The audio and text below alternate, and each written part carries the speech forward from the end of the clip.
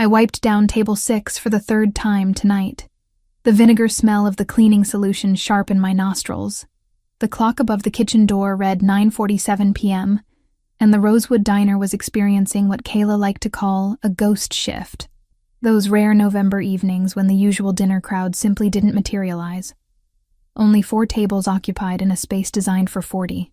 "You're going to wear a hole in that laminate if you keep scrubbing," Kayla said, appearing at my elbow with a coffee pot in one hand and her phone in the other.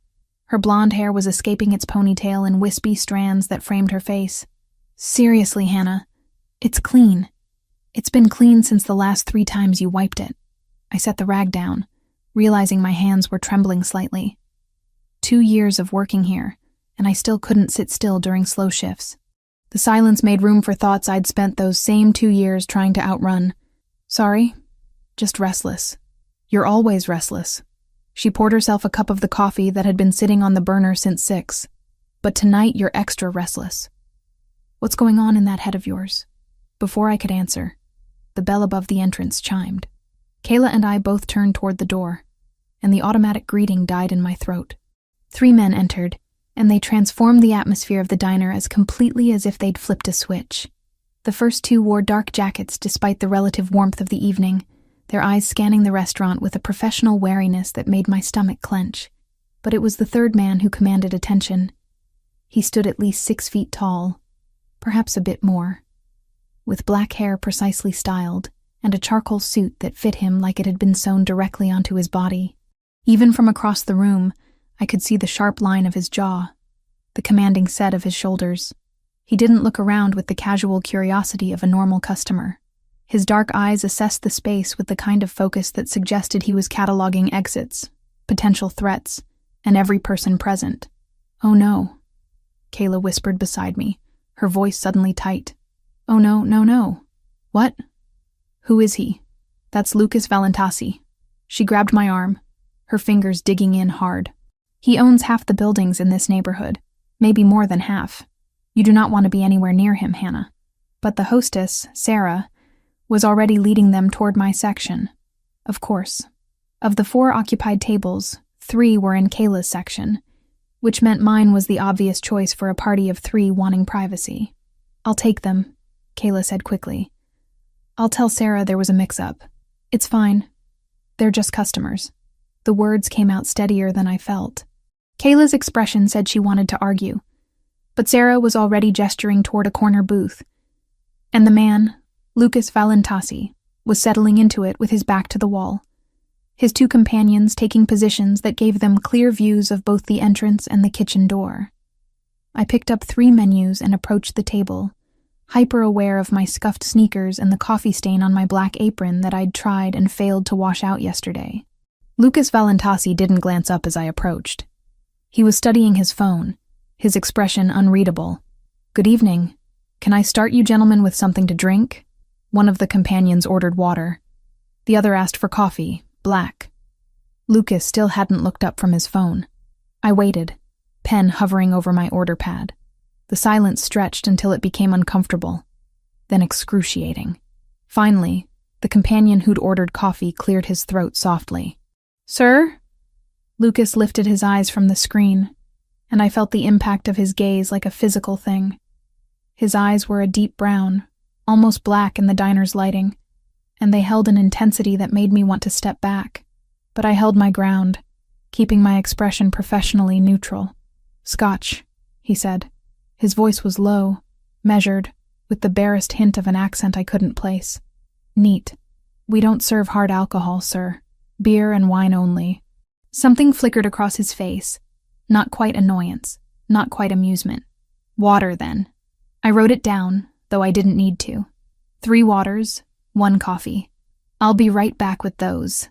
Turning away felt like breaking eye contact with a predator. I could feel him watching me as I walked to the beverage station, my shoulders tight with awareness. Kayla intercepted me before I could pour the coffee. "Are you insane? Do you know who that is?" "You already told me." "Lucas Valentasi. He owns buildings. He owns everything, Hannah. Everything. And people don't just avoid him because he's rich." She glanced over her shoulder toward the booth, then back at me. "There are rumors." Really bad rumors about what he actually does. I filled the coffee cup, added 3 glasses of water to a tray. He's a customer, Kayla. That's all I need to know. You're impossible, she muttered. But she stepped aside to let me pass. When I returned to the booth, Lucas was speaking in low tones to one of his companions, who nodded and stood up, heading toward the restroom. I distributed the drinks, setting Lucas's water down last. As I placed it on the table, my grandmother's locket, the one I'd worn every single day for the past 2 years, chose that exact moment to slip from beneath my collar where I'd tucked it.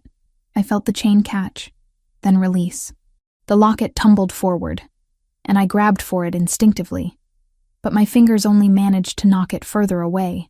It bounced once on the edge of the table and landed directly on the placemat in front of Lucas Valentasi.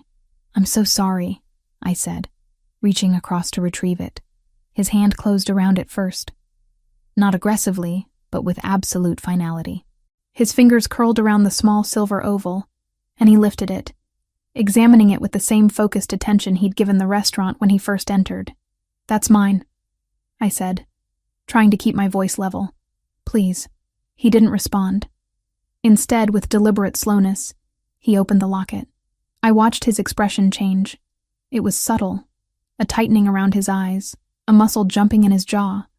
But on a face as controlled as his, those small shifts felt seismic. He stared at the photograph inside for what felt like an eternity, but was probably only seconds. When he finally looked up at me, something in those dark eyes had transformed into something cold and dangerous. "Where did you get this?" The question was quiet, but it cut through the ambient noise of the diner like a blade. At the other table in my section, an elderly couple looked over, frowning. At the counter, Kayla had gone very still. "It's mine," I repeated, fighting to keep my voice steady. "A friend gave it to me.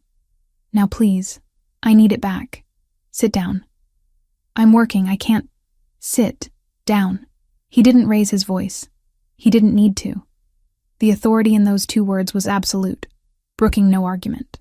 My legs folded before I'd consciously decided to obey, lowering me into the booth across from him. The vinyl was cold through my thin work pants. Lucas set the locket on the table between us, still open.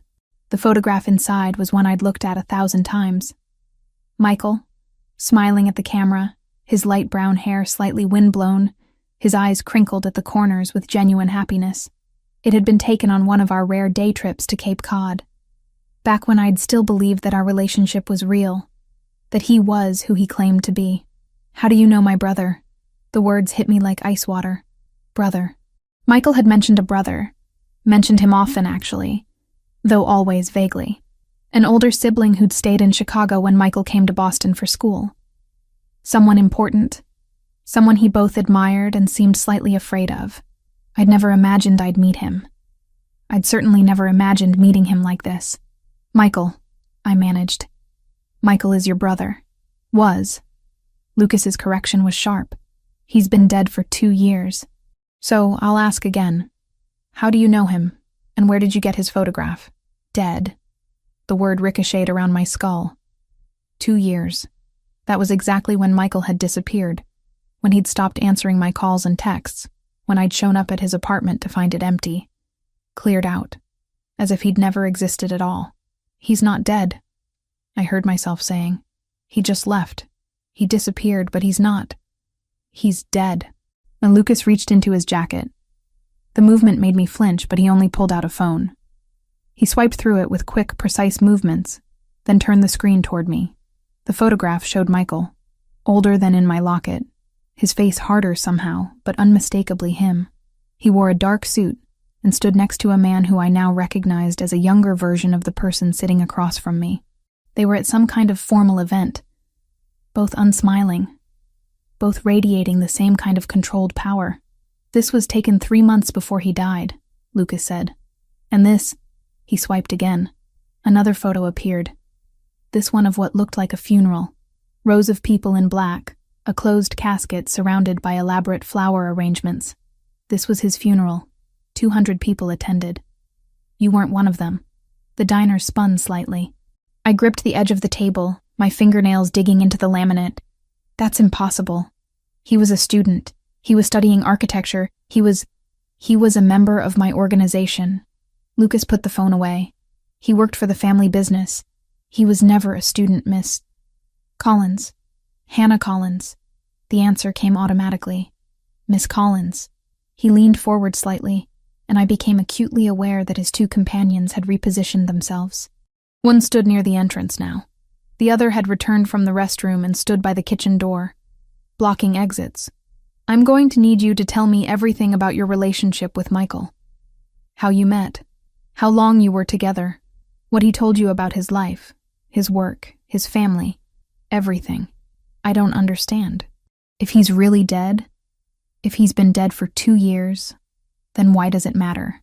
Because I've spent 2 years trying to understand every aspect of my brother's life before he died. Because he kept secrets that got him killed. And because you, his eyes dropped to the locket again, you're wearing his photograph around your neck like a talisman. That suggests you mattered to him. Which means I need to know who you are and why he never mentioned you. At the counter, Kayla had her phone out. She was probably calling someone, maybe the police, though I suspected they wouldn't help much against a man like Lucas Valentasi. I need to work, I said, trying to inject firmness into my voice. My shift doesn't end until 11. You can't just... Your shift is over. He raised his hand, and the companion by the door immediately walked to the counter, speaking quietly to Sarah. She nodded vigorously, her face pale. You're going to come with me to somewhere we can talk privately. You're going to answer my questions. And then, if I believe you, I might let you go home. And if I refuse? His expression didn't change, but something in his stillness became more pronounced, more dangerous. You won't refuse. It wasn't a threat, exactly. It was simply a statement of fact, delivered with the casual certainty of someone who'd never been denied anything in his life. Kayla appeared at the end of the booth, her face flushed. Hannah, you don't have to go anywhere. I called. It's fine, Kayla. I forced the words out. It's okay. I'll call you later. Hannah, please.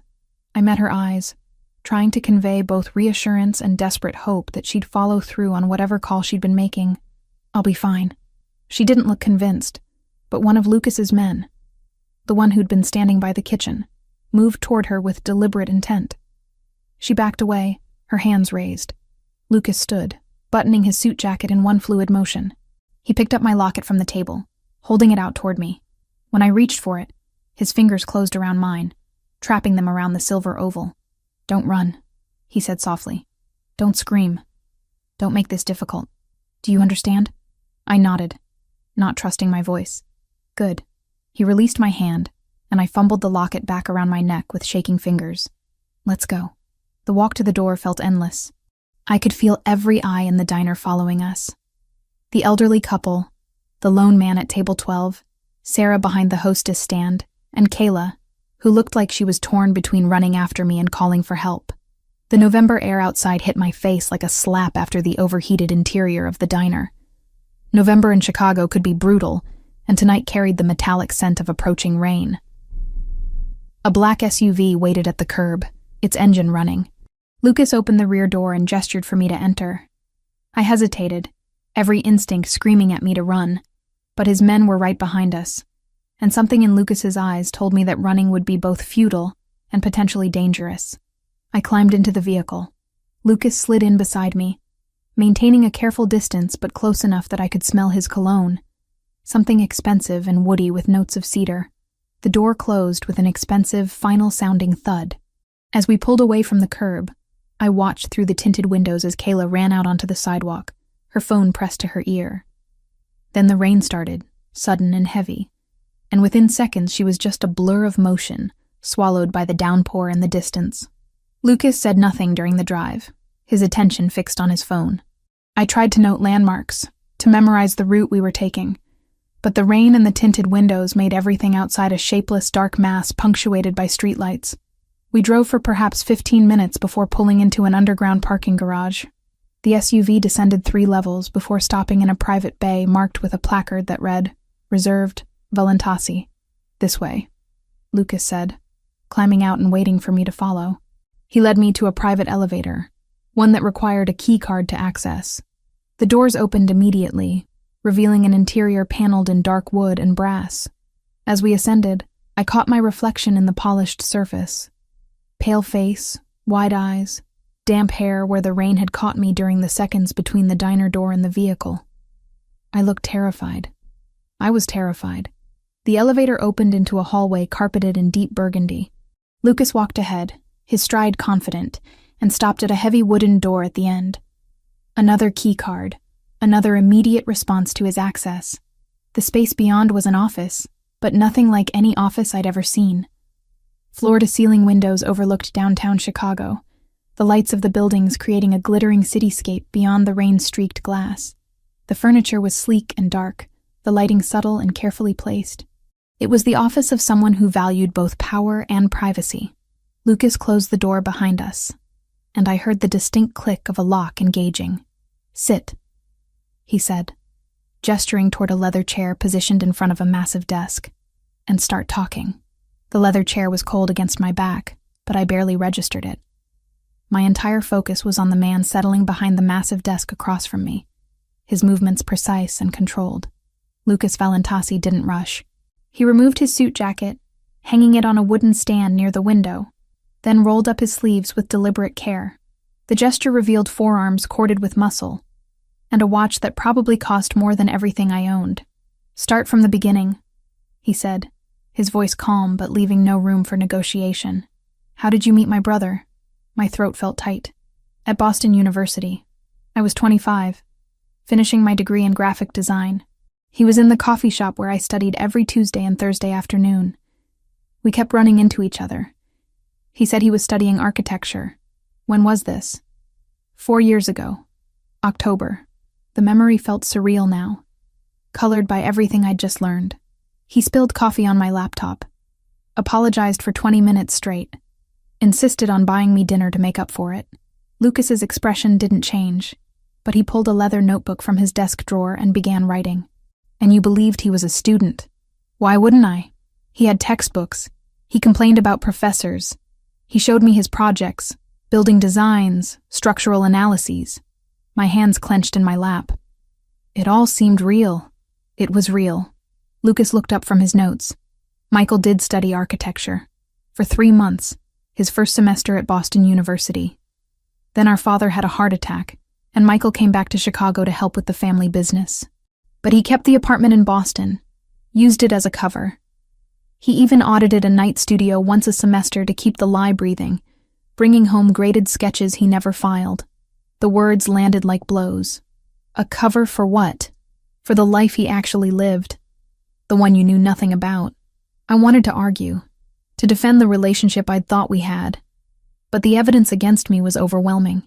2 years of believing Michael had simply abandoned me, and now learning he'd been dead the entire time. The grief that washed through me was complicated, tangled with anger and humiliation. "Tell me about your relationship.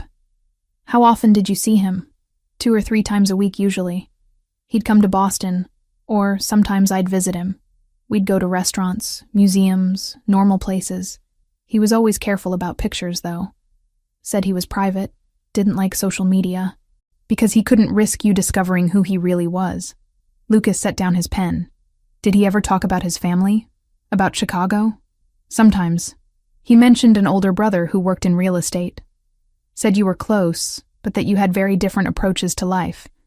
I swallowed hard.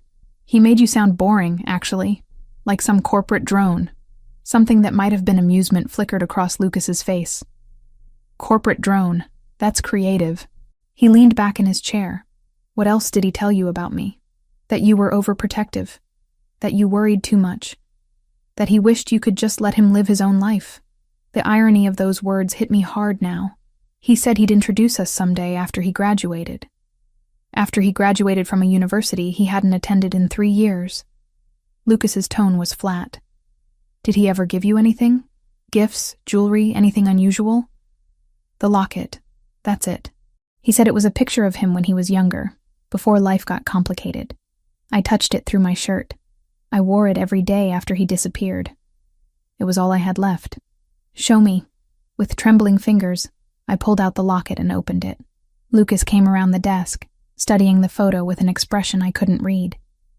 Up close, he smelled like expensive cologne and something sharper. Coffee, maybe. Or the leather of his office. This was taken 6 months before he died. He was 28. Lucas touched the edge of the photo with one finger. The gesture surprisingly gentle.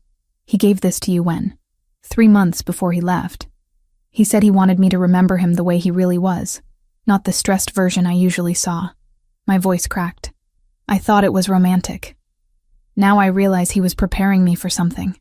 Lucas straightened, moving back behind his desk. He knew the life he was living was dangerous. Giving you that photo, keeping you separate from his real world. He was trying to protect you. By lying to me for 2 years? Yes. No apology in his tone. Just statement of fact. Michael made a lot of mistakes. But keeping you ignorant of what he did was probably the smartest choice he made.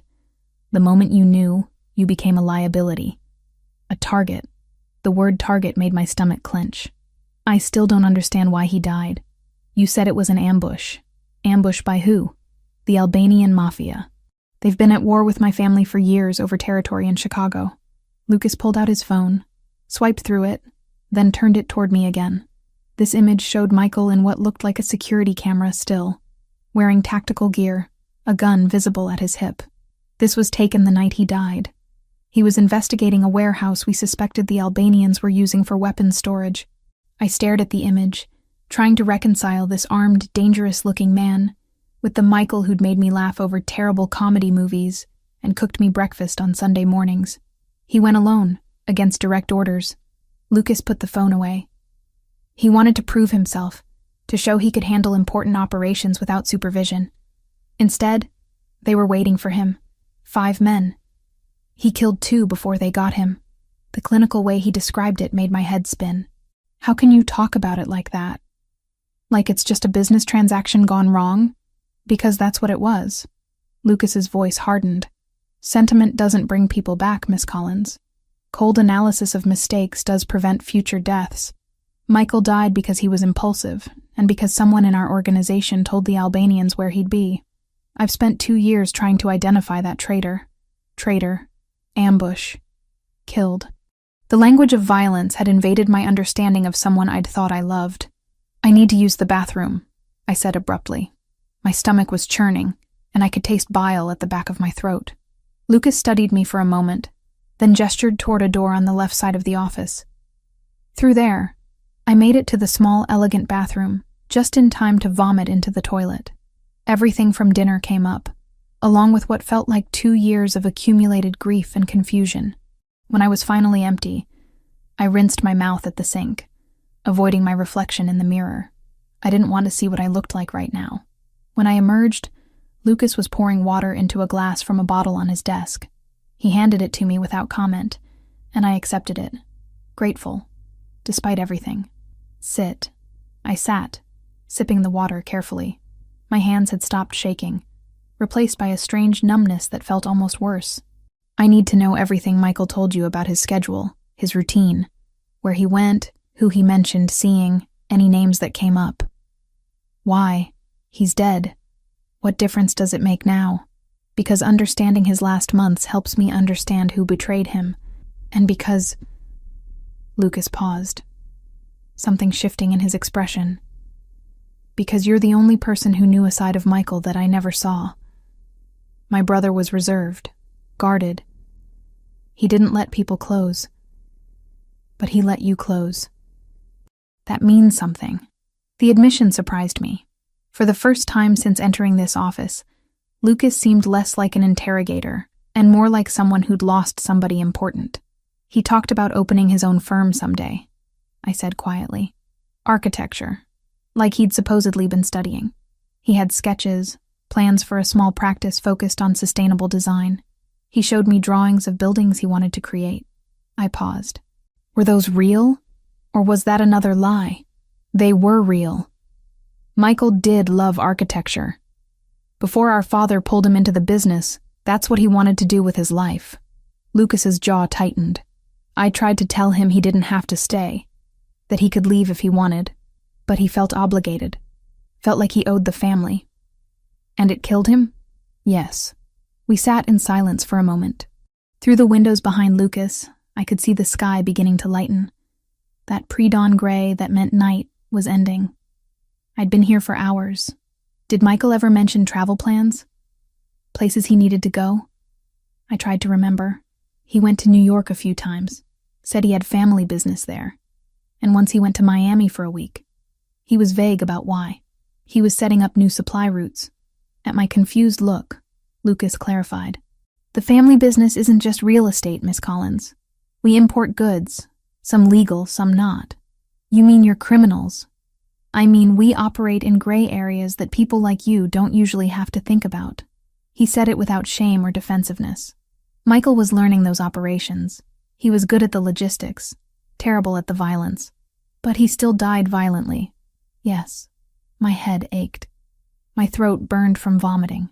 And I was sitting across from a man who'd just casually admitted to running some kind of criminal empire, discussing the death of his brother like it was a case study. I want to go home, I said. You can't. The words were delivered calmly, but they hit me like a slap. What? I can't let you go until I verify something. Lucas pulled out his phone again, typed rapidly. I need to check whether the Albanians had any surveillance on Michael during the time you were together. If they documented his relationship with you, then you're in danger. That's insane. It's been 2 years. Why would they care about me now? Because vengeance doesn't have an expiration date. And because if they know you existed, they might think you have information about Michael's operations. Information they could use against my family. But I don't know anything. They don't know that. He set his phone on the desk. Right now, you're a potential asset to them or a potential weapon against us. Either way, you're not safe walking around Chicago without protection. Fear spiked through my numbness. So what? You're keeping me prisoner? I'm keeping you alive. Lucas stood, moving to the window. The growing dawn light cast him in silhouette. You'll stay in a secure location while I investigate. A few days at most. If the Albanians don't have records of you, you can go back to your normal life. If they do, he paused, then we'll need to discuss long-term arrangements. I have a job, a life, people who'll worry about me. Your friend Kayla, yes. I'll allow you to call her once you're settled. She can bring you clothes and anything else you need. He turned back to face me. But you'll do it from a secure line, and you won't tell her where you are. She'll call the police. Let her. The police won't interfere with family business. Not in my territory. He said it with absolute confidence, and I believed him. You need to understand something, Miss Collins. The world Michael lived in, the world I live in, doesn't follow the same rules as yours. If you're connected to us now, those rules apply to you too. I didn't ask for this connection. Neither did Michael. Neither did I. But here we are. Lucas returned to his desk, pulled a card from his drawer. This is the number for the apartment where you'll stay. It's secure, monitored. Nobody can get to you there. I'll have food delivered. Anything you need. But you don't leave without my permission. I took the card with numb fingers. And if I refuse, you won't. Not a threat. Just certainty. Because despite your anger, despite feeling betrayed, you're smart. You survived 2 years thinking Michael abandoned you. You rebuilt your life from nothing. That takes intelligence and strength. And intelligent, strong people know when they're out of their depth. He was right, and I hated him for it. Lucas pressed a button on his desk phone. Bring the car around. We're taking Miss Collins to the north location. A voice crackled back confirmation. One more thing, I said. Show me proof. Real proof that Michael is dead. Without hesitation, Lucas opened a drawer and withdrew a folder. He slid it across the desk to me. This is his death certificate. This is the police report from the scene. These are photos from his funeral. I opened the folder with shaking hands. The death certificate was official, embossed with seals, dated exactly 2 years ago, to the day Michael had stopped answering my calls. The police report listed cause of death as multiple gunshot wounds. And the photos. Rows of people in black. A casket surrounded by flowers. A gravestone with Michael Valentasi carved into marble. Can I keep one? My voice cracked. A photo from the funeral? Lucas reached into the folder and pulled out a picture of the gravestone. Take this. You deserve to know where he's buried. It's in Oakwood Cemetery, Section 12. I clutched the photo. This tangible proof that Michael was really gone. The grief that crashed over me felt different now, Not the confused, angry sadness of abandonment, but the clean, sharp pain of permanent loss. I loved him, I whispered. Even now, knowing he lied, I still loved who I thought he was. He loved you too. Lucas's voice was gentler than I'd heard it all night. He told me once, near the end. Said he'd met someone who made him want to be better than what our family made him. He didn't tell me your name, didn't give me details, but I remember how he looked when he said it. Hopeful, like he actually believed he could leave all this behind. Lucas paused. He was wrong, obviously, but for a while, you gave him hope. That's worth something. A knock at the door interrupted whatever I might have said in response. One of Lucas's men entered. "Car's ready, sir." "Thank you." Lucas pulled his jacket back on, smoothed down his sleeves. He looked at me, his expression unreadable. "I know this isn't what you wanted tonight, Miss Collins, but you're safer with me than out there on your own. Trust that, if you can't trust anything else." I stood on unsteady legs, still clutching the photo of Michael's grave. "Will you tell me what you find? About whether I'm in danger?" "Yes." No hesitation. "I don't lie to people under my protection. You'll know everything I know as soon as I know it." It wasn't much, but it was something to hold on to as I followed him out of the office, into the elevator, down to the underground parking where another black SUV waited. The same driver from before opened the door, his face professionally blank. This time, when I climbed into the vehicle, Lucas didn't join me. He leaned against the doorframe, meeting my eyes one last time. "Get some rest. Someone will bring you breakfast in a few hours. And Miss Collins? I am sorry. About Michael, about dragging you into this. I'm sorry." Then he closed the door, and the SUV pulled away, carrying me toward whatever secure location he'd arranged. Through the tinted windows, I watched the city transform in the early morning light. Familiar streets taking on unfamiliar shadows. The Chicago I thought I knew revealing itself as something more dangerous than I'd ever imagined. I pressed the photo of Michael's grave against my chest, and finally allowed myself to cry.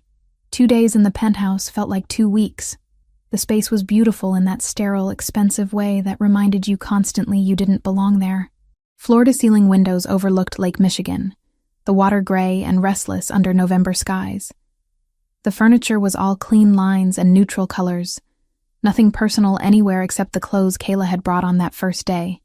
I'd called her within an hour of arriving, using the phone Lucas's people had given me. The conversation had been awkward, monitored, with me trying to reassure her I was safe, while she alternated between relief and fury. "You can't just disappear with some crime boss, Hannah. This is insane. I know. But I don't have a choice right now. There's always a choice. Not when the alternative is dying, apparently." She'd gone quiet at that, the weight of my situation finally sinking in. Now she called me twice a day, morning and evening. Our conversations carefully neutral because we both knew someone was listening. I spent those 2 days trying to reconcile everything I'd learned about Michael. The man I'd loved had never existed. Not really. He'd been a carefully constructed fiction designed to keep me safe and ignorant. I should have been grateful for that protection. Instead, I felt cheated, robbed of the chance to know who he really was. The penthouse had a well-stocked kitchen, a library full of books I couldn't focus on, and a bedroom with sheets that probably cost more than my monthly rent at the apartment I'd left behind. There was also a constant presence of security, men in dark clothes who rotated shifts, never speaking to me directly, but always watching. On the afternoon of the second day, Lucas arrived. I heard the elevator before I saw him, the distinct mechanical hum followed by doors sliding open. He stepped into the penthouse wearing another perfectly tailored suit, this one charcoal with a burgundy tie. His expression was grimmer than I'd seen it during our night-long interrogation. "Miss Collins," he set a leather briefcase on the dining table. "We need to talk." My stomach dropped. That doesn't sound good. It isn't. He gestured toward the sofa. "Please, sit down." I perched on the edge of the cushion, my hands twisting together in my lap. Lucas remained standing, his posture rigid. "I've spent the past 2 days investigating whether the Albanians had any surveillance on Michael during the time you were together. I needed to know if they were aware of your existence." He paused, jaw tightening. "The answer is complicated." "Complicated how?" "They had a file on Michael. Nothing extensive, just basic intelligence gathering on a rival organization's operative. That file included mentions of a girlfriend in Boston, though no name, no photos, nothing concrete. After Michael died, they assumed the connection died with him. Relief started to bloom in my chest, but Lucas's expression killed it before it could fully form. However, he continued, my investigation created a problem.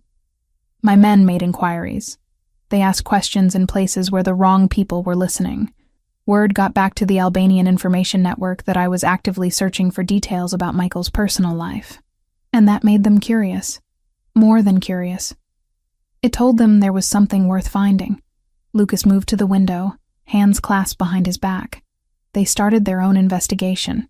And because you've been working at the same restaurant for 2 years, living at the same address, using your real name, they found you in less than 48 hours. The room tilted slightly. I gripped the arm of the sofa. Found me how? They have informants throughout the city. Restaurant workers, delivery drivers, people who see everything and report back for a price. Once they knew to look for a connection between Michael and Boston, it was simple enough to track down someone matching the profile. So they know about me now. Because of your investigation. Yes. He turned to face me. And for the first time since I'd met him, Lucas looked almost guilty. This is my fault. I should have been more careful, more discreet. Instead, I put you directly in their line of sight. I stood up, needing to move. Okay, so they know I exist. That doesn't mean they'll do anything about it, right? I don't know anything useful. I'm not a threat to them. Your leverage. Lucas pulled his phone from his pocket, swiped through it. We intercepted communications between the Albanian cell operating in Chicago and their leadership in New York. They're planning to use you as a bargaining chip in ongoing territory negotiations. He held out the phone. The screen showed what looked like a transcript of a text conversation, names redacted but the content clear enough. Target confirmed. Valentasi's brother's girlfriend. Lives alone. Minimal security. Easy pickup. When? Tonight, likely. We intercepted this communication 6 hours ago and immediately moved to secure your apartment building. My men stopped 3 Albanians in the parking garage. They had zip ties, chloroform, and a van with the license plates removed. My legs gave out. I sat back down heavily, all the air rushing from my lungs. They were really going to kidnap me. They were. They would have held you somewhere secure, probably out of state, and used you to pressure me into giving up territory in Chicago. Docks, specifically. There's a shipping operation they've wanted access to for years. And if you didn't give them what they wanted, Lucas's silence was answer enough. Oh God. I pressed my hands to my face, trying to breathe through the panic rising in my throat. This can't be happening. This is insane. Welcome to the world Michael tried to keep you out of. Lucas pocketed his phone and moved to sit in the chair across from me. This isn't temporary anymore, Miss Collins. This is a real threat that won't disappear just because we want it to. But I don't know anything. I can't give them information about Michael or your family because I don't have any. They don't know that. And even if they did, you're still useful to them as leverage. Your existence, your connection to Michael, that makes you a weapon they can use against me. I looked up at him. This man I'd met 2 days ago who'd turned my life inside out. What do I do? You stay here. You follow the security protocols I'm going to outline. You don't go anywhere without armed escort. His voice was firm but not unkind. And you let me handle the Albanians. Handle them how? That's not something you need to worry about. It is if my life depends on it. I straightened, forcing strength into my voice despite the terror coursing through me. I deserve to know what you're planning. Lucas studied me for a long moment, then nodded slowly. Fair enough. I'm working on identifying exactly which cell is targeting you and where their base of operations is located.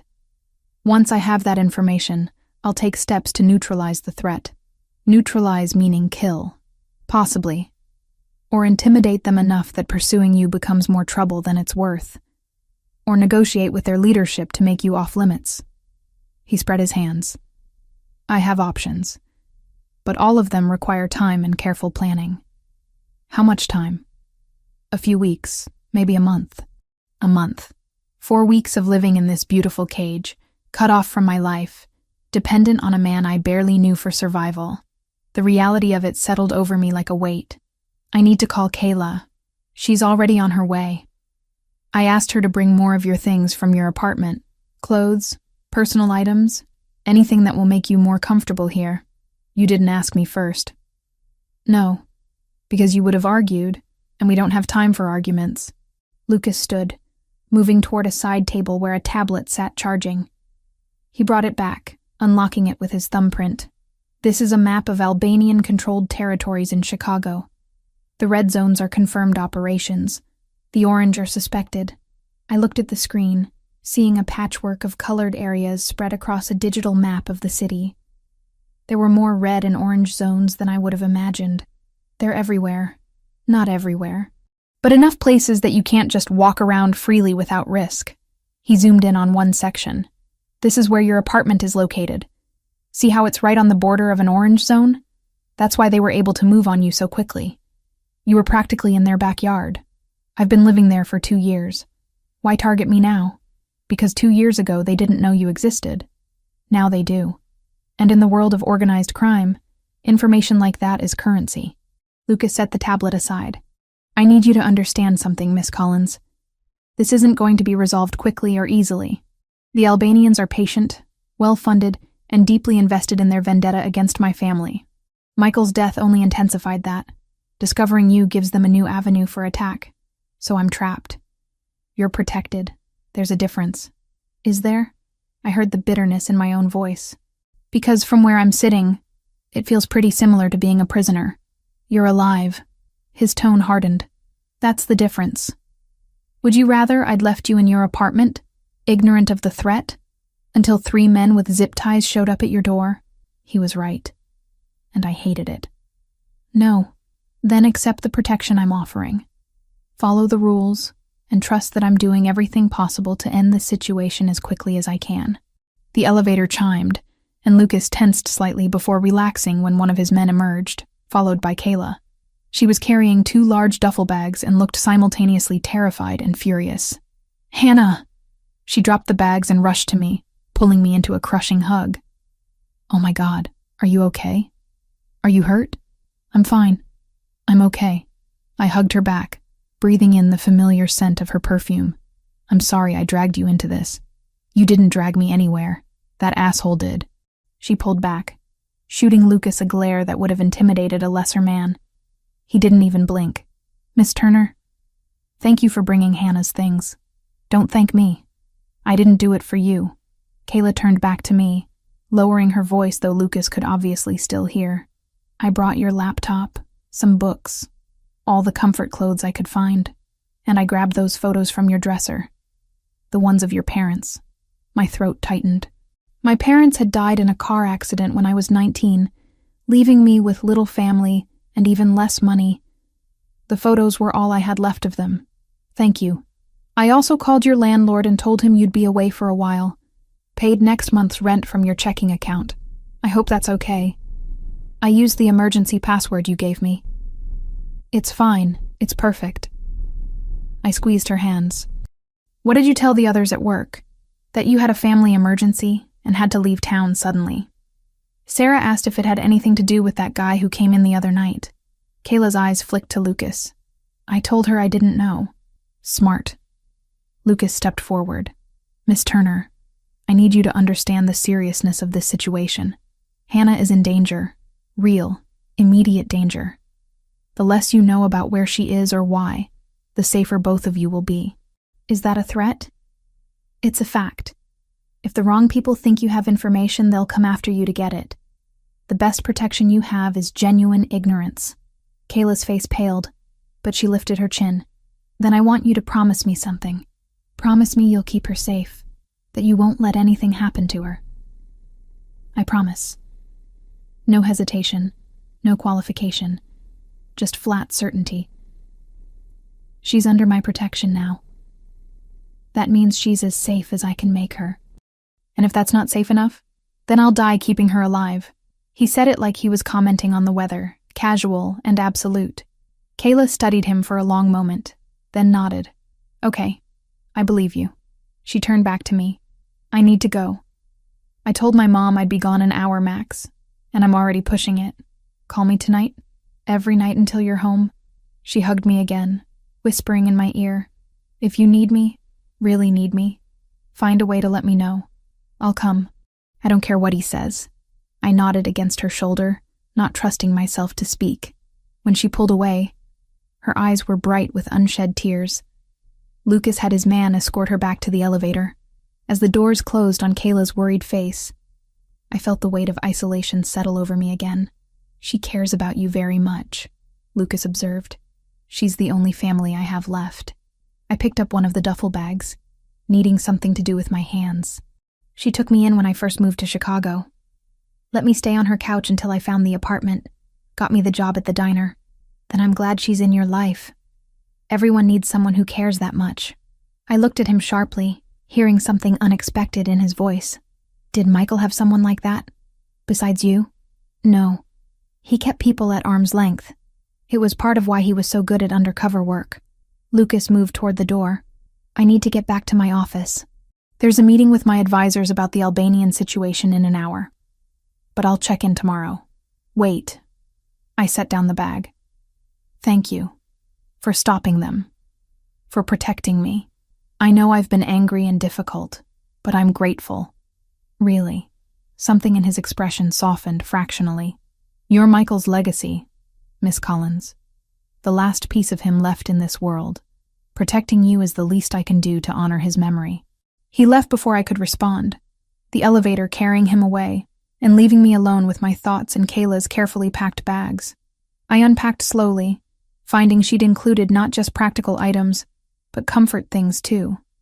My favorite blanket, the stuffed bear I'd had since childhood, a bag of the expensive tea I only bought when I felt like splurging. By the time I finished, the sun was setting over the lake, turning the water into molten gold.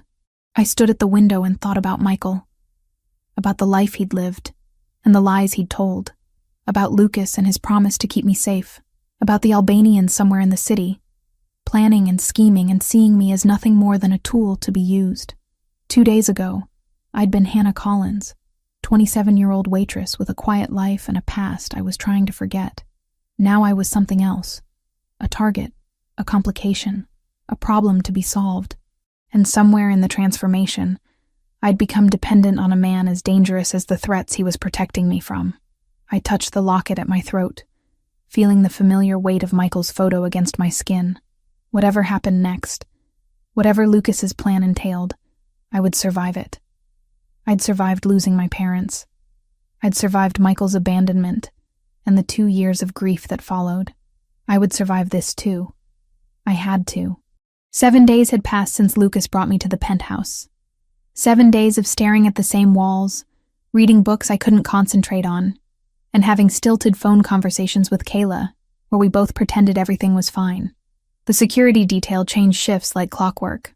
Silent men who nodded politely but never engaged. I felt like a specimen in a very expensive terrarium. On the 8th morning, Lucas arrived without warning. I heard the elevator and looked up from the window, where I'd been watching boats move across Lake Michigan, their white sails bright against the gray water. "Miss Collins." He stepped out carrying a wooden box about the size of a briefcase. Dark circles shadowed his eyes, and his usual precision seemed slightly frayed. "I apologize for not visiting sooner. There have been complications with the Albanian situation." Complications. My stomach tightened. Bad complications? Manageable ones. He set the box on the coffee table with careful deliberation. "But that's not why I'm here. I brought you something. Something I should have given you days ago." I approached slowly, eyeing the box. It was made of polished walnut with brass hinges, the kind of container designed to protect valuable things. This belonged to Michael. After he died, I gathered his personal effects and stored them. I haven't opened this box in 2 years. Lucas's voice was rough around the edges. "But you have more right to these things than I do. You loved him. He loved you. That matters." My hands trembled as I touched the lid. "Are you sure?" "I'm sure." He stepped back, giving me space. "Take your time. I'll be in the kitchen if you need anything." I waited until he'd left the room before lifting the lid. The hinges made a soft creaking sound, and then I was looking at pieces of a life I'd never fully known. On top lay photographs. So many photographs. Michael at various ages.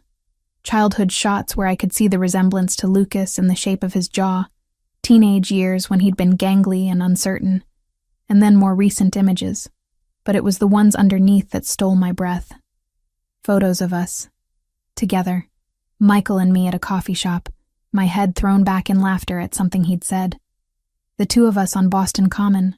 Autumn leaves scattered around us. A candid shot of me reading while he watched with an expression so tender it made my chest ache. I'd never seen these pictures.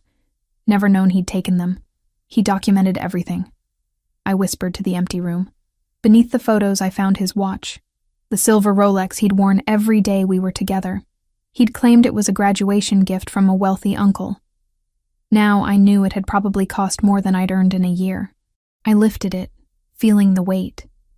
And without thinking, I brought it to my face. It still smelled faintly like him. That particular combination of expensive cologne and something uniquely Michael. The sob came from nowhere, tearing out of my throat before I could stop it. Then another and another. Until I was crying so hard I couldn't breathe properly. 2 years of grief I'd been holding back. 2 years of thinking I'd been abandoned when really he'd been dead. 2 years of loving a ghost. I sank to the floor, photographs spilling around me, the watch clutched to my chest.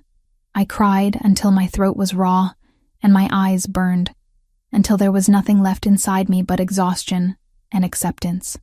That's how Lucas found me. I didn't hear him approach. One moment I was alone with my grief, and the next he was crouching beside me, his expression stripped of its usual careful control. "I'm sorry," I managed, my voice wrecked. "I'm getting tears all over your expensive carpet." To hell with the carpet. He sat down properly, his back against the sofa, close enough that our shoulders nearly touched. When my mother died, I didn't cry for 6 months. Everyone expected me to be strong, to lead the family through the transition. So I was. And then one day I found her recipe box in the kitchen, her handwriting on all those little cards, and I fell apart right there on the floor. My father found me an hour later, still sitting in the middle of broken glass from the cup I'd dropped. I looked at him through blurry eyes. What did he say? Nothing. He just sat down next to me and we stayed there until the sun set. Lucas picked up one of the photographs, the one of Michael and me laughing. "You were good for him. I can see it in these pictures. He looks happy. Really happy. I don't think I'd seen that expression on his face in years before he met you. He never told me about you. Not really. Just vague mentions of an older brother who worked too much." I wiped my face with my sleeve. "I thought you were some boring corporate executive." He made it sound like you two weren't close. We were very close. But Michael was also very good at compartmentalizing his life.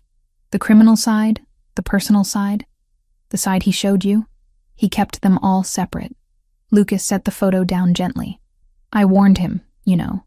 Told him it was dangerous to get involved with someone outside our world. That it would end badly one way or another. You were right. I wish I hadn't been." He was quiet for a moment. Then, Michael was impulsive. Always had been, even as a kid. He'd get an idea in his head and just go for it without thinking through the consequences. Our father used to say he had courage but no caution. That combination makes you either a hero or a corpse. He ended up as both, sort of. I gathered the scattered photographs, stacking them carefully. "Tell me about the night he died. The real story." Lucas's jaw tightened, but he didn't refuse. We'd received intelligence about an Albanian weapons cache in a warehouse on the south side. The plan was to do reconnaissance, gather evidence, and then coordinate a strike with our entire team. But Michael decided he could handle preliminary scouting alone. He went to the warehouse 2 nights before our scheduled operation. Why? Because he wanted to prove he was capable. That he could be more than just Lucas's little brother or the boss's son. He wanted to earn respect through action. Lucas's hands clenched into fists. Instead, he walked into a trap. The Albanians knew we were watching that location. They were waiting for someone to make exactly the kind of impulsive move Michael made. There were 5 of them, you said, in the other night. 5 armed men against my 28-year-old brother who'd been trained in combat, but had never been in a real firefight. Lucas's voice had gone flat. emotionless in the way people get when discussing unbearable things. He killed 2 before they overwhelmed him. The coroner said he died quickly, if that matters. Gunshot wounds to the chest and head. I flinched at the clinical description, but I'd asked for the truth. Were you there? After? I got there 20 minutes too late. Someone in our organization had tipped off the Albanians that Michael was coming, but that same person didn't tell us about the trap until it was already sprung. By the time I arrived with backup, Michael was dead, and the Albanians were gone. That's why you've been looking for the traitor. For 2 years. Yes. He met my eyes. Whoever gave the Albanians that information killed my brother as surely as if they'd pulled the trigger themselves. And I will find them. However long it takes. The intensity in his voice sent a chill through me. This wasn't just about justice.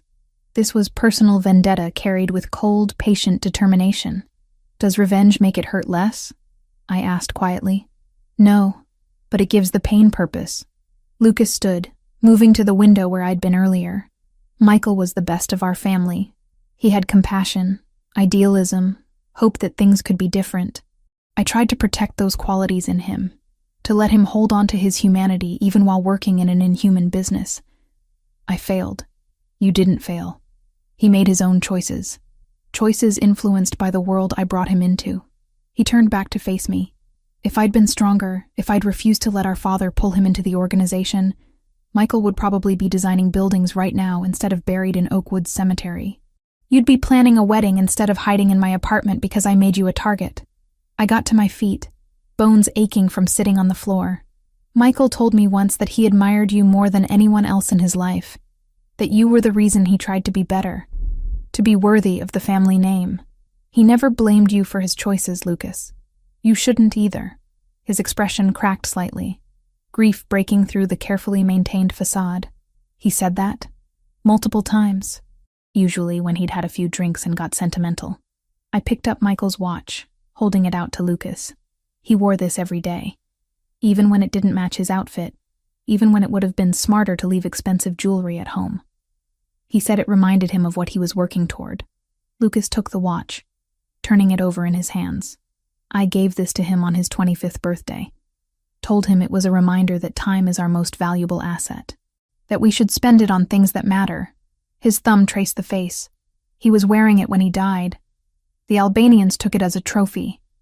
It took me 8 months and a considerable amount of money to get it back. You could have kept it. I should have. He held the watch out to me. But now I think Michael would want you to have it. Something to remember him by beyond photographs. I can't take this. It's too valuable. Too personal. It's already yours. Everything in that box is yours. Lucas pressed the watch into my palm, closing my fingers around it. Michael chose you, Hannah. Out of all the people in his complicated, dangerous life, he chose to love you. That makes these belongings yours by right. The use of my first name startled me. In all our interactions, he'd called me Miss Collins with formal precision. This felt different, more intimate. Thank you. I set the watch carefully on the coffee table. And thank you for telling me the truth about how he died. I needed to know. You deserved to know. He moved back toward the box, kneeling beside it. There's more in here. Some books he loved, a journal he kept, though it's mostly operational notes, nothing personal. A few other things. A journal? I knelt beside him, looking into the box. Can I read it? Eventually. But be warned, it's not romantic. It's the kind of record-keeping a soldier might keep. Dates, locations, observations about Albanian movements. He was meticulous about documentation. Lucas pulled out a leather-bound notebook. This is separate. His architectural sketches. Buildings he wanted to design someday. I took the sketchbook with reverent hands, opening it to reveal page after page of detailed drawings. Buildings that would never be built. Dreams that had died with the dreamer. He was talented, Lucas said, looking over my shoulder. Really talented. If he'd pursued architecture seriously, he would have been successful. But he chose loyalty instead. He chose family. There's a difference, even if the outcome is the same. We sat there on the floor, going through Michael's things, and for the first time since I'd met Lucas Valentasi, The tension between us eased into something almost comfortable. We weren't captor and prisoner in that moment. We were two people who'd loved the same man, sharing grief and memories and the weight of loss. "He used to make me breakfast on Sundays," I said, looking at a photo of Michael in what must have been his Chicago apartment. These elaborate Italian meals his grandmother had apparently taught him.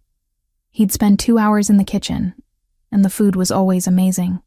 Our grandmother raised us after our mother died. She was from Naples, traditional in every way, made sure we knew how to cook properly because she said a man who couldn't feed himself couldn't be trusted to lead a family. Lucas's voice held warmth I hadn't heard before. Michael was her favorite.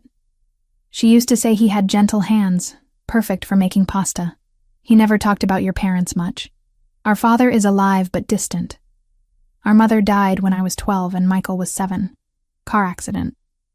Though looking back, I'm not certain it was truly accidental. He said it matter-of-factly, but I heard the old pain underneath. She was the heart of our family. After she was gone, everything became colder, more business-focused. I'm sorry. So am I. He stood, brushing off his pants. I should go. I have meetings this afternoon about security arrangements. But I wanted to make sure you had these things. That you knew Michael kept pieces of your relationship even though he never told anyone about you. Why didn't he? Tell anyone, I mean. Because the moment we knew about you, you became a potential weakness. An asset that could be exploited. Lucas moved toward the elevator. In our world, the things you love are the things that can destroy you. Michael understood that. He kept you secret to keep you safe. It didn't work. No, but it delayed the danger by 2 years. That's not nothing. He paused at the elevator, hand on the call button. I'll be back tomorrow.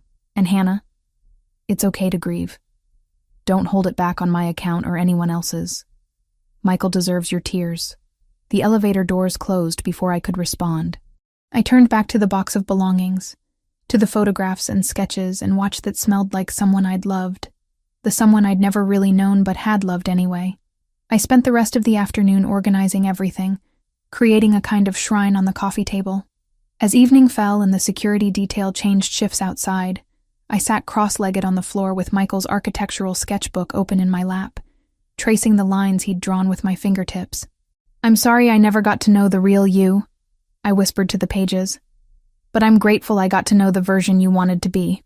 The penthouse was silent, except for the hum of the heating system and the distant sound of the city below. But for the first time since Lucas had taken me from the diner, I didn't feel quite so alone. Michael's memory was here with me, tangible in the things he'd left behind. And somehow, in sharing those memories with Lucas, I'd found the first threads of connection to a man I'd thought was my enemy. 3 days after Lucas brought me Michael's belongings, he arrived at the penthouse with a proposition that would change everything between us. I need your help. He stood in the living room, jacket already removed, sleeves rolled up to his elbows.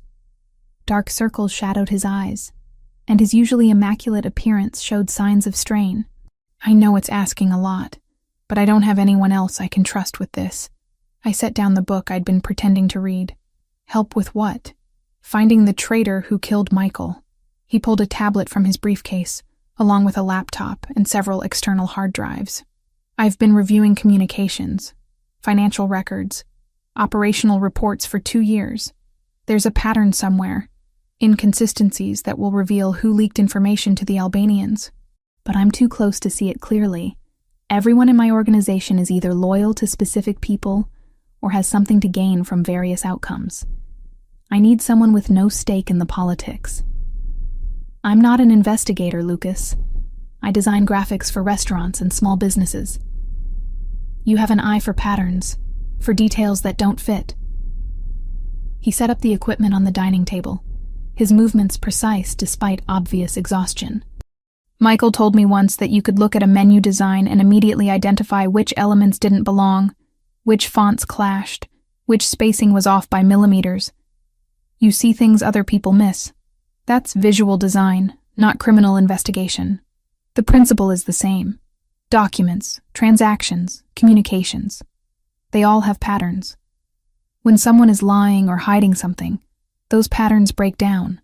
Lucas looked at me directly, vulnerability showing through his usual control. I'm asking because I'm desperate, Hannah. Whoever betrayed Michael is still in my organization, still making decisions, still trusted, and I need to find them before they cause more damage. The raw honesty in his voice decided me. What do you need me to do? Relief washed over his features. Come to my office. Review everything with me. Use that eye for detail to find what I've been missing. An hour later, I sat in Lucas's office downtown, surrounded by monitors displaying spreadsheets, communication logs, and operational reports. The space was as impressive as I remembered. Floor-to-ceiling windows overlooking Chicago, dark furniture, that sense of controlled power permeating everything. Lucas brought me coffee, showed me how to navigate the encrypted files, and then sat beside me at the conference table he'd converted into a workspace. These are all communications from the month before Michael died. Every text, email, and phone call we have records of between our key operatives. He pulled up document after document. Michael was investigating Albanian operations on the south side. The warehouse where he died wasn't random. Someone told them exactly when he'd be there. I studied the screens, letting my eyes unfocus slightly the way I did when examining complex designs, looking for the thing that didn't belong. Who knew Michael was going to that warehouse? Officially, just me and my top 5 lieutenants. But information spreads in any organization. Someone could have overheard, guessed, been told secondhand. Lucas rubbed his face tiredly. That's the problem.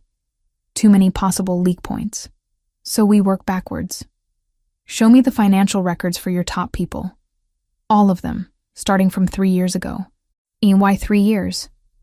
Because if someone was being paid by the Albanians, they probably weren't bought the day before the ambush. Corruption takes time to establish. We need to look for pattern changes, new income sources, unexplained deposits, lifestyle changes that don't match legitimate earnings. Lucas pulled up the files without argument. We worked side by side for hours, my fingers flying across the keyboard as I created visual timelines and graphs using design software I'd brought from the penthouse. I color-coded transactions, flagged anomalies, built a picture of financial movements across his organization. Around hour 4, I found something. Lucas, look at this. I pulled up a graph showing deposits into various accounts. Franco Ricchetti. Who is he? One of my most trusted lieutenants. He's been with the family for 15 years, worked his way up from street-level enforcement to strategic planning. Lucas leaned closer, studying the screen. What about him? His deposits don't match the pattern of your other people. See here? I pointed to a spike in his account 3 years ago. Everyone else has regular payments that match their salaries, plus bonuses that correlate with successful operations. But Franco has these irregular deposits that don't align with anything your organization did. Those could be legitimate investments, side businesses. Could be. But look at the timing. I overlaid another graph showing Albanian activity in Chicago. Every time there's a deposit into Franco's account, there's corresponding Albanian movement in territories you were targeting. It's like he was being paid for information about your plans. Lucas went very still beside me. The kind of stillness that preceded violence. Show me the month Michael died. I pulled up the timeline, hands steady, despite the tension radiating from Lucas. Here, 2 weeks before the ambush, Franco received $25,000 from an offshore account. Then nothing for 6 months after Michael's death. Then the payments resume. They stopped paying him because they'd gotten what they wanted. Lucas's voice had gone flat, emotionless. Michael's death was the big score. After that, any other information was just routine maintenance. I could be wrong, I said quietly. This isn't definitive proof. No, but it's more than I've found in 2 years of looking. He stood, pulling out his phone. I need to make some calls. Can you keep digging? See if there are any communications between Franco and unknown numbers during the relevant time periods. Yes, but Lucas? I waited until he looked at me. What are you going to do? What needs to be done? He walked to the windows, phone already at his ear, speaking in rapid Italian to whoever answered. I turned back to the screens, pushing aside my unease. I'd offered to help, and this was what help looked like in Lucas's world. Identifying traitors so they could be dealt with using methods I probably didn't want to imagine. Over the next 3 days, Lucas and I worked together almost constantly. He brought me to his office each morning. We analyzed data until evening, and then his driver took me back to the penthouse while Lucas continued working through the night. The investigation consumed both of us. During those long hours, the dynamic between us shifted. We were no longer captor and captive, not quite friends, but something else. Partners, maybe. Two people united by shared loss and common purpose. At night, back at the penthouse, I called Kayla. "How are you holding up?" she asked, voice tight with worry. "Better than I expected. I'm helping with something. I can't tell you what, but it's important. It's connected to Michael." "Hannah, you're scaring me. This man, Lucas, he's dangerous. Everyone knows it. I know. But he's not dangerous to me." And somehow, despite everything, I believed that. "I'll explain when I can. Just know that I'm safe. You'd better be. Because if anything happens to you, I'm coming after him myself." The threat would have been funny if it wasn't so sincere. "I love you too, Kayla." During our 4th day working together, I learned more about Lucas's operation. He explained the legitimate businesses: 3 restaurants, a construction company, an import firm that actually did import legal goods alongside the illegal ones. He talked about the people who depended on those businesses for employment, for stability. "It's not all violence and crime," he said during a rare break. "Most of what we do is regular business. The illegal stuff funds the legitimate operations, and the legitimate operations employ hundreds of people who have nothing to do with the criminal side. That's a complicated moral calculation. It's the only one that makes sense in my world." He handed me a fresh coffee. "You think I'm a monster? I can see it in your eyes sometimes. I think you're someone navigating an impossible situation with a code of ethics that doesn't match mine. That doesn't make you a monster. Just different." Something in his expression softened. "Michael said something similar once. Said I was doing the best I could with the life I was given. He was right." We held each other's gaze for a moment too long, and I felt my pulse quicken. Then Lucas looked away, focusing back on the screens. "Show me what else you've found." By day 5, we had incontrovertible evidence. Franco Ricchetti had received over $300,000 from Albanian sources over 3 years. The payments correlated with every major setback Lucas's organization had suffered, every operation that had mysteriously failed, every ambush that had seemed too well timed to be coincidence, and buried in encrypted communications I'd managed to access using social engineering techniques I'd learned for legitimate design work. I found the smoking gun, a text from Franco to an Albanian contact the night before Michael died. "The kid is going to the warehouse tomorrow night, alone. He wants to prove himself." Lucas read it 3 times, his jaw so tight I could see the muscle jumping. Then he very carefully set down his phone and walked to the window, hands clasped behind his back. "Thank you," he said finally, voice rough, "for finding this, for giving me the truth. What happens now? Now I deal with Franco Ricchetti." He turned back to me, and for the first time since I'd met him, I saw pure rage in his eyes.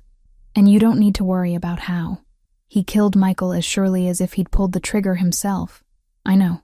Lucas moved back to the table, began gathering the evidence into encrypted files. "That's why what happens next isn't something you should witness." "Lucas?" "No." He looked at me directly. "You've helped me more than you can possibly understand. You've given me justice for my brother, but the execution of that justice isn't something I want you to carry. Michael kept you separate from this world for a reason. I'm going to honor that."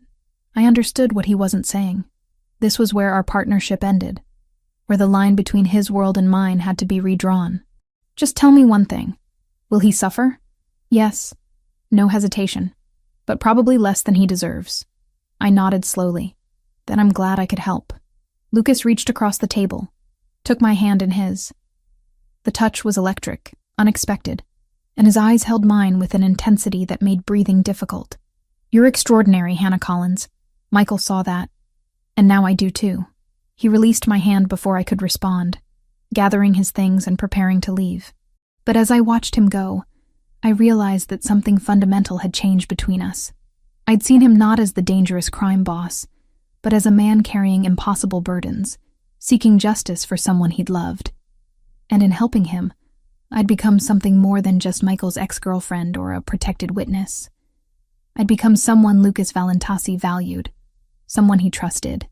And that, I was beginning to realize, was both the most dangerous and most powerful position I could possibly occupy in his world. Lucas arrived at the penthouse just past dawn, his presence announced by the elevator's mechanical hum. I'd been awake for hours, unable to sleep after he'd texted that he needed to handle Franco personally. The message had been characteristically brief. "It's done. I'm coming to you." Now he stood in my living room, and for the first time since I'd met him, Lucas Valentasi looked undone. His shirt was untucked, tie missing, and dark stains marred his cuffs that I deliberately didn't examine too closely. But it was his eyes that struck me most.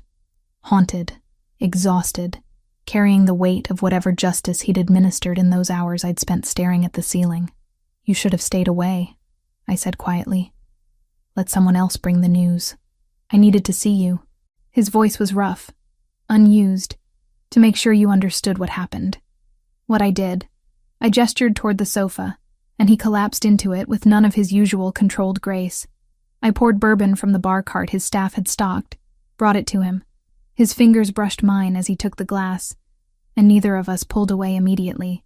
"Tell me," I said, settling into the chair across from him, not close enough to touch, but near enough to see the tension in every line of his body.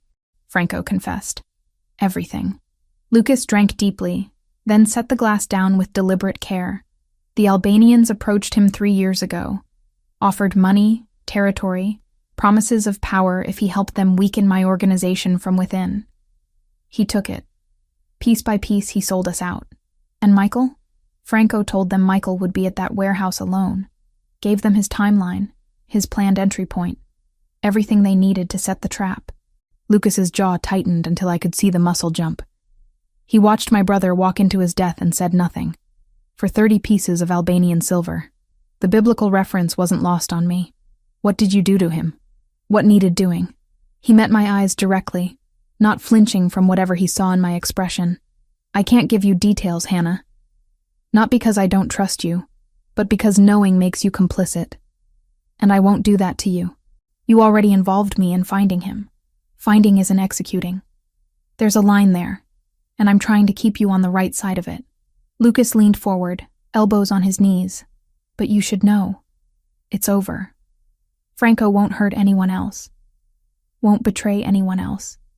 Justice for Michael is done." I should have felt relief. Closure. Instead, I felt the weight of what Lucas had done settling onto my own shoulders.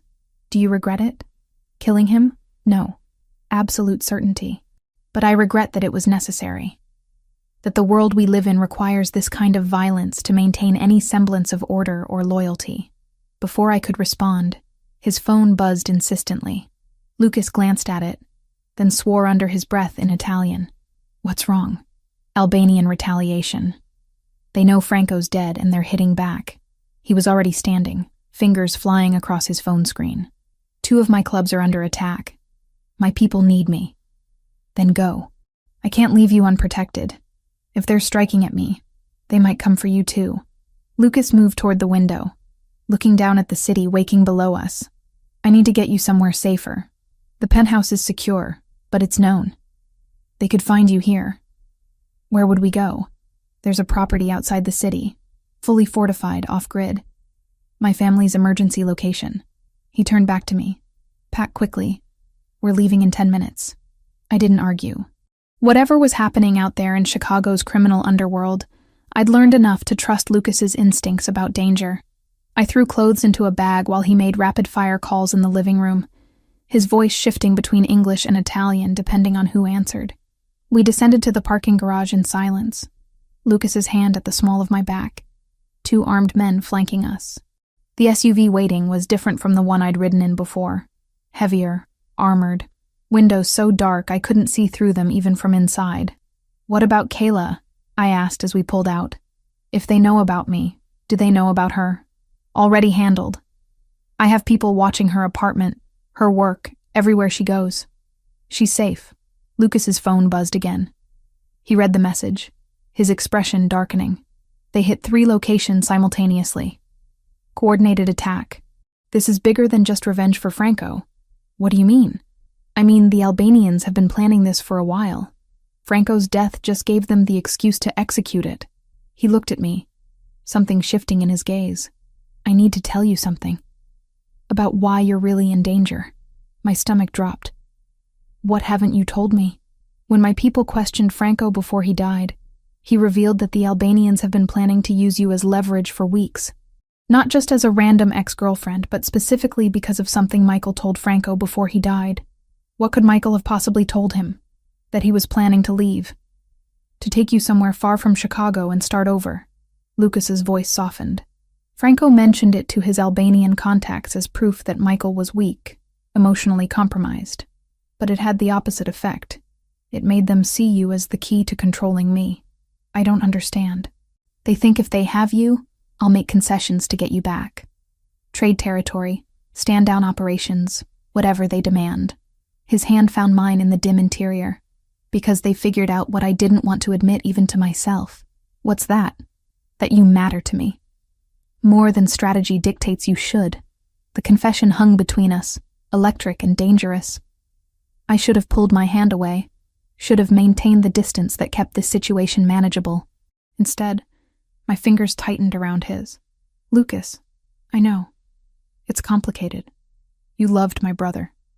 I'm the man who dragged you into this world. The timing is impossible. The circumstances are worse. He lifted my hand, pressed it briefly to his lips. But it doesn't change the truth. You matter. The SUV jerked suddenly, throwing us both forward. Lucas immediately pulled me against him, shielding my body with his, as the driver shouted something urgent in Italian. We're being followed, Lucas translated, his arms tight around me. 3 vehicles, moving to intercept. The Albanians? Has to be. He was already on his phone, barking orders. We're 10 minutes from the safe house. We just need to make it there. The next 10 minutes were the longest of my life. Our driver took turns at speeds that had me gripping Lucas's jacket, tires squealing on wet pavement. Behind us, I could hear the pursuing vehicles, their engines roaring as they tried to catch up. Then I heard something else. Gunfire. Get down! Lucas pushed me to the floor, covering me completely with his body as bullets struck the armored exterior. The sound was deafening, like hail made of metal and death. Our driver returned fire through some mechanism I couldn't see, and Lucas's security team in the trailing vehicle engaged the attackers. The SUV swerved violently, and I felt us leave the main road, bouncing over rough terrain. Almost there, Lucas said against my ear, his breath warm despite the cold terror coursing through me. Stay down. Don't move. The gunfire intensified, then suddenly stopped. Our SUV came to an abrupt halt, and I heard heavy metal doors sliding closed behind us. Clear, someone shouted. We're secure. Lucas helped me up slowly, his hands checking me over for injuries. Are you hurt? Did anything hit you? I'm fine. Terrified, but fine. I looked past him through the windshield and saw we were in some kind of reinforced garage. Stone walls, steel doors, security cameras in every corner. Where are we? The safe house. Built into an old estate 30 miles outside Chicago. He climbed out, then reached back to help me down. No one knows about this place except my closest people. We'll be secure here while I handle the Albanian situation. The interior of the safe house was surprisingly elegant for a bunker. All dark wood and soft lighting, comfortable furniture that somehow made the steel-reinforced walls less oppressive. Lucas led me to a bedroom, then excused himself to coordinate response with his people. I sank onto the bed, adrenaline finally crashing, leaving me shaking. We'd been shot at. Actually shot at. Bullets striking metal inches from where I'd been sitting. People trying to kill me because I'd once loved a man I never really knew. Hours later, Lucas found me still sitting there, staring at nothing. The attacks have been contained, he said from the doorway. My people eliminated the strike teams. The Albanian leadership is backing down, at least temporarily. How many died? 5 of theirs. 2 of mine. He crossed to sit beside me. I'm sorry you had to experience that. The fear, the violence. You shouldn't have to live this way. But I do. Because of Michael. Because of you. Because I'm caught in something I never asked for. I turned to look at him. When does it end, Lucas? When do I get to just be Hannah Collins again? Living my boring life, working at the diner? I don't know. Raw honesty. Maybe never. Once you're marked by this world, it's hard to wash it off completely. Something broke inside me then. Not breaking apart, but breaking open. All the fear, grief, and twisted attraction I'd been holding back came flooding out. I turned to Lucas, saw the same complicated mess reflected in his eyes, and before I could think better of it, I kissed him. It wasn't gentle. It was desperate, angry, filled with everything we couldn't say out loud. He froze for half a second, then pulled me closer, one hand tangling in my hair while the other pressed against the small of my back. When we finally broke apart, both breathing hard, reality crashed back. "I'm sorry," I said. "That was... don't." He touched my face, thumb brushing my cheekbone. "Don't apologize for being human. I loved your brother." "I know. This is all kinds of wrong. I know that too." He stood, putting distance between us. "But wrong doesn't make it untrue. And we need to figure out what we're going to do about it." He left me alone then, and I lay back on the bed, Michael's locket heavy against my chest, the taste of Lucas still on my lips, and the sound of gunfire echoing in my memory. Everything had changed, and I had no idea how to change it back. 5 days at the safe house. 5 days of careful distance and loaded silences. Lucas spent most of his time in the command center he'd set up, coordinating operations against the Albanians while I wandered the estate like a ghost, unable to settle, unable to stop replaying that kiss. Every time we passed each other in the hallway, the air crackled with unspoken words. Every accidental touch felt deliberate. And through it all, Michael's memory hung between us like an accusation I couldn't answer. On the 6th morning, Kayla's scheduled call brought me back to reality. "Hannah, thank God. I've been losing my mind." Her voice was tight with strain. "Are you safe? Really safe?" "I am. Lucas has me somewhere secure. Armed guards. The whole thing." I tucked myself into the window seat overlooking the estate grounds. "How are you?" "Terrified for you. And confused. The news is reporting gang violence across Chicago. Multiple deaths. Is that connected to you?" I closed my eyes. Indirectly. It's complicated. Everything about this situation is complicated. She paused, and I heard traffic noise in the background. "Hannah, I need to tell you something. About Michael." My stomach clenched. "What about him?" I knew something was off about him. Back when you two were together. The way he'd show up at odd hours, how he always paid cash, those times he'd disappear for weeks with vague excuses. Her voice dropped. "I should have said something. Should have warned you that he seemed dangerous. You couldn't have known what he really was. Maybe not. But I knew he was lying to you. And I stayed quiet because you seemed happy." She let out a shaky breath. "I'm so sorry, Hannah. For not protecting you better." "Kayla, stop. This isn't your fault." "None of it is." I pressed my forehead against the cool glass. "Michael made his choices. Lucas made his. I'm just trying to survive the fallout. And what about your choices? What do you want?" The question hit harder than I expected. What did I want? Safety, obviously. My life back. But underneath those practical desires lurked something more complicated. Something I wasn't ready to examine too closely. "I want this to be over," I said finally. "I want to stop being a target. That's not what I meant. And you know it." Kayla's voice gentled. "Lucas, there's something between you two. I could see it that day I brought your things. The way he looked at you. It's not like that. Isn't it?" I didn't answer, because I couldn't lie to Kayla. Not about this. After we hung up, I found Lucas in his study, surrounded by maps and reports. He looked up when I entered, something softening in his expression. "Kayla?" he asked. She's worried and perceptive. I leaned against the doorframe. She thinks there's something between us. Smart woman. Lucas set down the document he'd been reading. "Is there? I don't know. Maybe. Probably." I crossed my arms, suddenly defensive. "But it's impossible, Lucas. I loved your brother. You're investigating his murder. We're trapped in this situation together. Nothing about this is healthy or normal. No, it's not. He stood, moving toward me with that controlled grace that always made my pulse quicken. But healthy and normal went out the window the moment you dropped that locket in front of me at the diner. So what do? We finish what we started. The Albanian threat, the justice for Michael. And then he stopped, jaw tightening. Then we figure out if this is real or just trauma and proximity. Before I could respond, his phone rang. He glanced at the screen, then answered immediately. Talk to me. His entire demeanor shifted, becoming harder, colder. When? How many? Deploy the response team. I'll be there in 20 minutes. He ended the call, already moving toward the closet where he kept tactical gear. What happened? The Albanians hit one of my warehouses. They're trying to draw me out, make me respond personally so they can ambush me. He pulled on a bulletproof vest with practiced efficiency. I need to go.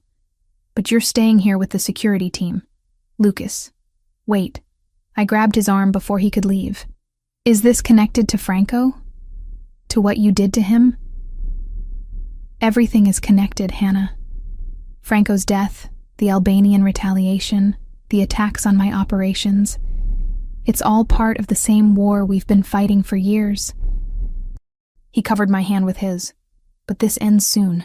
I promise you that. How can you promise that? Because I'm done playing defense. Tonight I'm going after their leadership directly. His eyes held mine. And when it's over, you'll be free. Truly free. No more hiding. No more fear. What if something happens to you? Then my second-in-command will make sure you're protected and compensated appropriately.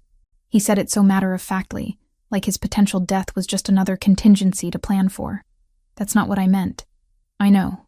He pulled me closer, his free hand cupping my face. But I can't think about that right now. I need to focus on ending this. Then he was gone, leaving me alone with security guards who wouldn't meet my eyes and the crushing weight of waiting. Hours passed. I tried to read, to eat, to do anything besides imagine Lucas lying dead in some warehouse. The security detail changed shifts. Night fell, and still no word. Finally, past midnight, I heard vehicles approaching. I rushed to the window, watching as multiple SUVs pulled into the secure garage. Men emerged, some supporting wounded colleagues. And then I saw Lucas. He was alive, walking on his own power. But even from a distance, I could see blood on his clothes. I met him at the door to the main house. Up close, the damage was worse. A cut above his eyebrow, bruises forming along his jaw, his shirt torn and stained. Are you hurt? I reached for him, hands hovering, unsure where it was safe to touch. Not my blood. Mostly. He swayed slightly, and I realized he was running on pure adrenaline. We got them. The Albanian leadership in Chicago. They're done. Lucas, you need medical attention. I need a shower and bourbon, in that order. But he didn't move. Just stood there staring at me like he was trying to memorize my face. I kept thinking about you. In the middle of the firefight, when bullets were flying and men were dying, I was thinking about how I'd promised to keep you safe. How I couldn't do that if I was dead. You're not dead. No, I'm not. He lifted his hand, fingers tracing my cheekbone with surprising gentleness, given the violence he'd just survived. Hannah, I need to tell you something, before I lose my nerve. What? Michael's last words. Before he died, he managed to call me. Just for a few seconds before the Albanians found his phone and destroyed it. Lucas's voice went rough. He said, "Tell her I'm sorry. Tell her I loved her. Tell her to be happy." Tears blurred my vision. Why didn't you tell me this before? Because I was selfish. Because hearing him say your name, hearing how much you mattered to him in his final moments, made me realize I wanted that too. To matter to you like that. He wiped away a tear that had escaped, and I felt guilty for it. Still do. Lucas, let me finish. Please. He took a breath. Michael asked me to tell you to be happy. And I think, wherever he is, he'd understand that happiness might mean moving forward. With me, if that's what you want. The confession hung between us. Vulnerable and honest in a way I'd never expected from Lucas Valentasi. I don't know if I'm ready, I whispered. It's only been weeks since I learned he was dead. Since I started processing that grief. I know, And I'm not asking you to decide anything right now." He stepped back, creating space. "But I needed you to know that this isn't just trauma or proximity, that what I feel for you is real, even if the timing is terrible." He left then, disappearing toward his room to shower and tend his wounds. I stood alone in the hallway, Michael's locket heavy against my chest, Lucas's words echoing in my mind. Later, unable to sleep, I went looking for the box of Michael's belongings that Lucas had brought from the penthouse. At the bottom, beneath the photographs and sketches, I found what I'd been searching for without knowing it: Michael's diary.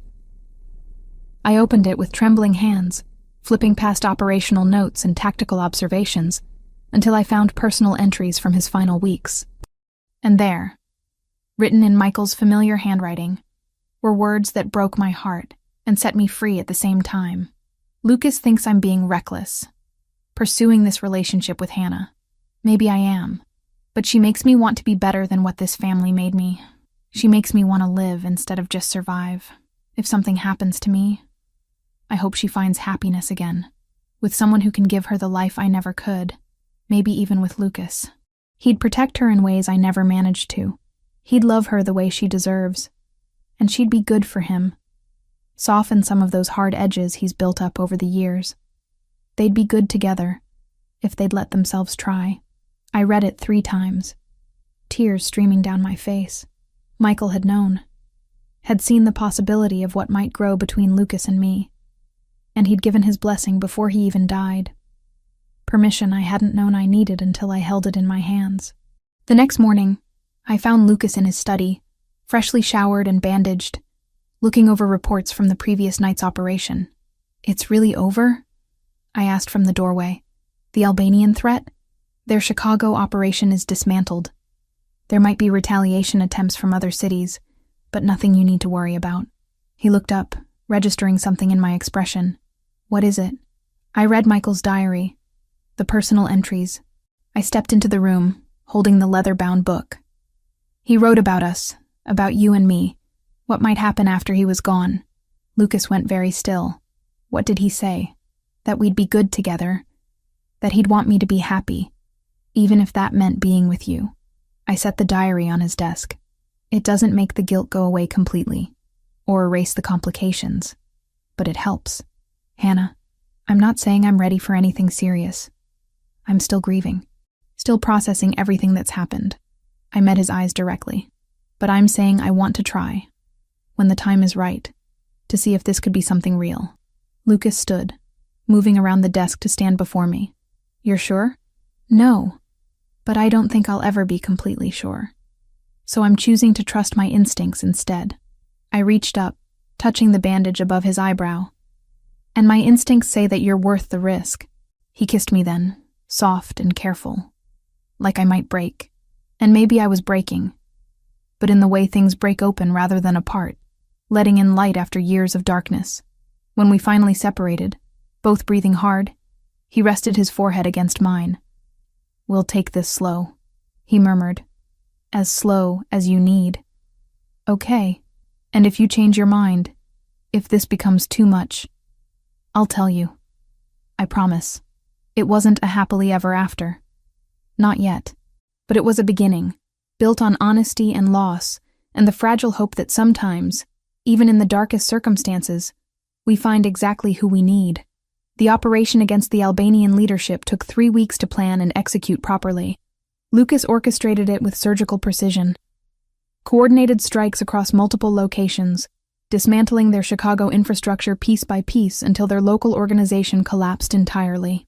I watched it unfold from the safety of the estate, monitoring communications and tracking movements the way Lucas had taught me during our investigation of Franco. It was strange how quickly I'd adapted to this world, how natural it felt to understand the logistics of organized crime. When it finally ended, Lucas came to me exhausted but victorious. The Albanian cell in Chicago had been neutralized, key members arrested through anonymous tips to federal authorities, others persuaded to relocate permanently, and a handful who'd chosen violence over surrender, dealt with using methods I didn't ask about. "It's done," he said simply. finding me in the library where I'd been reading Michael's architectural sketches for the 100th time. You're free. Really free. No more threats. No more hiding. I set down the sketchbook, searching his face. What does that mean for us? It means you get to choose. You can go back to your life, back to the diner and your apartment. I'll make sure you're compensated for everything you've lost, everything you've been through. He paused, something vulnerable crossing his features. Or you can stay, build something new. With me, the weight of the decision pressed down on me. My old life seemed like it belonged to someone else now. That girl who'd served coffee and thought the world was simple. I couldn't go back to being her, even if I wanted to. I want to see Michael's grave first, I said, before I decide anything. I need to say goodbye properly. Lucas arranged it for the next day. We drove to Oakwood Cemetery in the early morning, just the two of us in an unmarked car. The November air was bitter, threatening snow, and I wrapped Michael's watch around my wrist for comfort as we walked through rows of headstones. Michael's grave was in the family plot, surrounded by Valentasis going back generations. The stone was simple but elegant, carved with his name and the years that bracketed his too short life. Someone, probably Lucas, had left fresh flowers. I knelt on the cold ground, pressing my palm against the marble. I'm sorry I never got to know the real you, I whispered, but I loved the version you showed me, and I'm grateful for the time we had, even if it was built on lies meant to protect me. Lucas stood a respectful distance away, giving me privacy, but I reached back, finding his hand, pulling him closer. Michael wrote in his diary that we'd be good together. I told the headstone. He said you'd protect me better than he could, that I'd be good for you too. Tears slipped down my cheeks, freezing on my skin. I hope he was right. I hope wherever you are, you understand. We stayed for an hour, Lucas telling stories about their childhood, while I shared memories from my 2 years with Michael. It felt like closure, like finally putting together the complete picture of someone I'd loved in fragments. As we walked back to the car, Lucas's phone rang. He answered, listened, then ended the call with a satisfied expression. That was my attorney. The federal investigation into Albanian operations has resulted in 23 arrests. They're crediting an anonymous source for providing evidence. He opened the car door for me. That source was you, Hannah. The patterns you identified, the financial records you organized. You helped bring down a criminal enterprise. I just looked at spreadsheets. You did more than that. You saw connections trained investigators missed. He started the engine, pulling out of the cemetery. Which is why I have a proposition for you. What kind of proposition? Work for me, legitimately. I'm expanding the legal side of my business operations, the construction company, the import firm, the restaurants. They all need someone who can analyze data, identify inefficiencies, see patterns. You have that skill. He glanced at me, and it would give you independence. Your own income, your own purpose. You wouldn't be dependent on me. The offer surprised me. You want me to work for you? With me? There's a difference. He turned onto the highway, heading back into the city. I'm trying to transition more of my operations into legitimate business. It's a long process, but having someone I trust handling the financial analysis would help. Someone who isn't compromised by family politics or criminal connections. I considered it. The idea of returning to the diner felt impossible now. But I needed something. Purpose. Structure. A way to rebuild my life that didn't revolve entirely around Lucas. What about us? I asked quietly. Would working together complicate that? Probably. But we're already complicated. He reached across the console, taking my hand. I'm not asking you to make any decisions about our relationship right now, Hannah.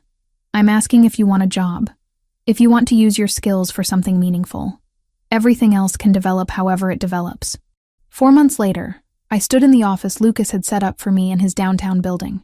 The space overlooked Lake Michigan, with windows that caught the afternoon sun, and a desk large enough for the multiple monitors I used for data analysis.